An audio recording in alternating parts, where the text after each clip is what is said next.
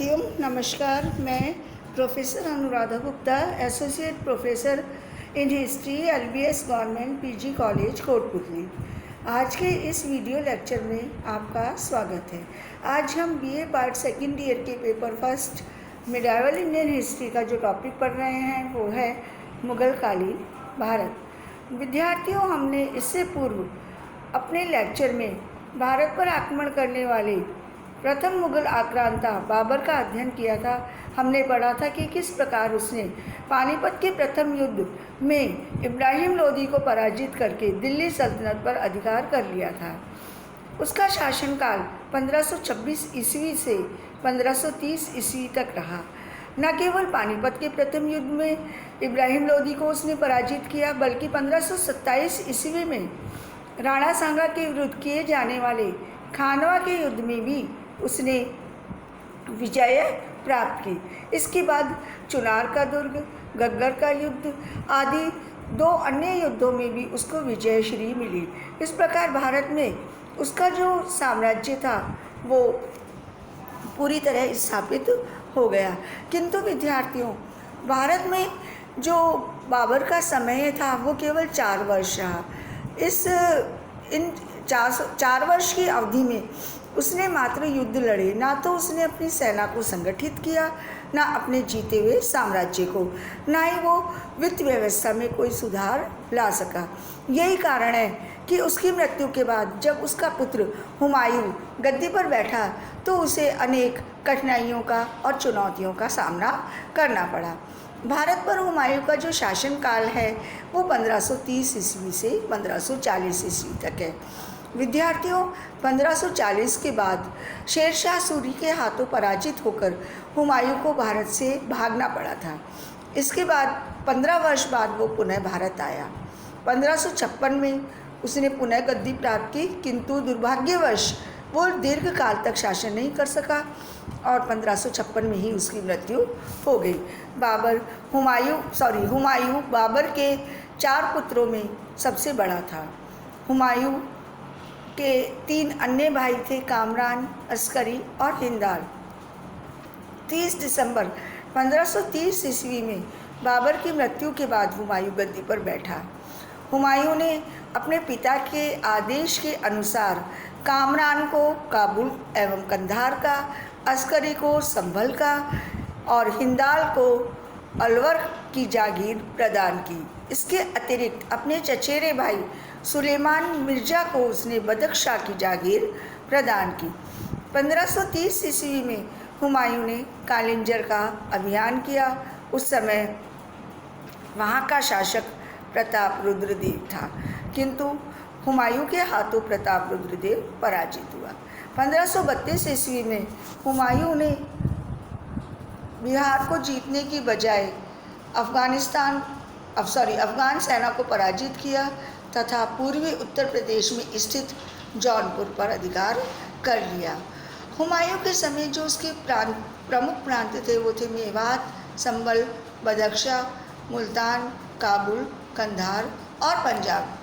हुमायूं ने सर्वप्रथम चुनार का घेरा डाला। इस घेरे को डालने के लिए उसने आगरा से होते हुए वो पूर्व मध्य के थल मार्ग और नदी मार्ग से गुजरता हुआ चुनार पहुंचा।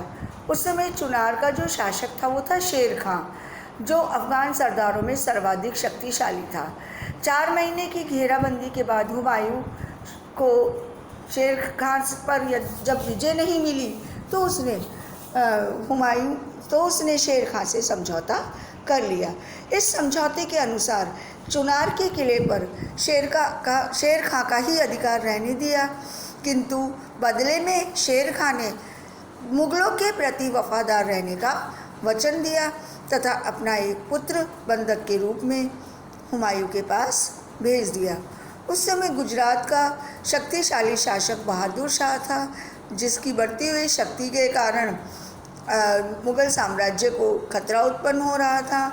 उसी समय मेवाड़ में राणा सांगा की जो रानी थी कर्णवती, उसको स्वयं को भी गुजरात के शासक बहादुर शाह के आक्रमण का भय था।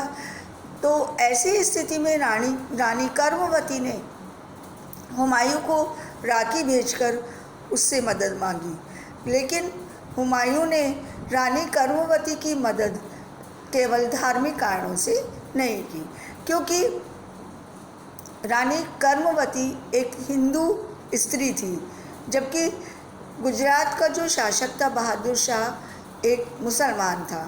तो एक मुसलमान के इस सैनिक अभियान को जिहाद का रूप लेते हुए हुमायूं ने उसके इस पवित्र कार्य में बाधा न बनने का निश्चय किया। उसने यद्यपि आगरा से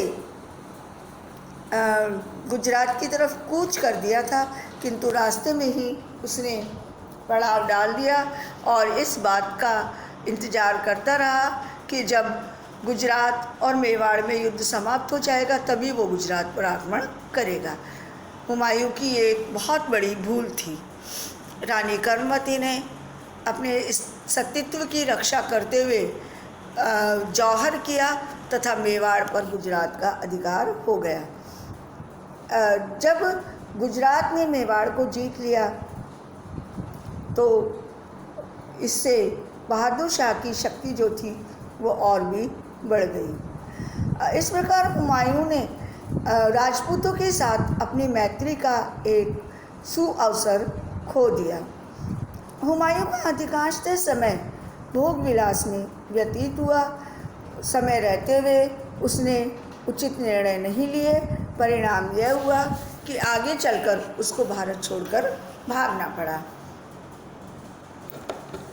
आगे अगर हम देखें तो गुजरात का जो शासक था बहादुर शाह, उसका संघर्ष पुर्तगाल से हुआ। पुर्तगाल के गवर्नर से लड़ते हुए बहादुर शाह जो था वो पराजित हो गया और उसने पराजित होने के पश्चात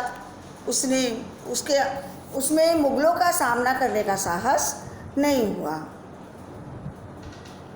आगे चलकर परिस्थितियां इस प्रकार बनी कि हुमायूं को अपना साम्राज्य बचाने के लिए अपने साम्राज्य को बचाने के लिए उसे भारत से ही या अपनी जान को बचाने के लिए भारत से भागना पड़ा।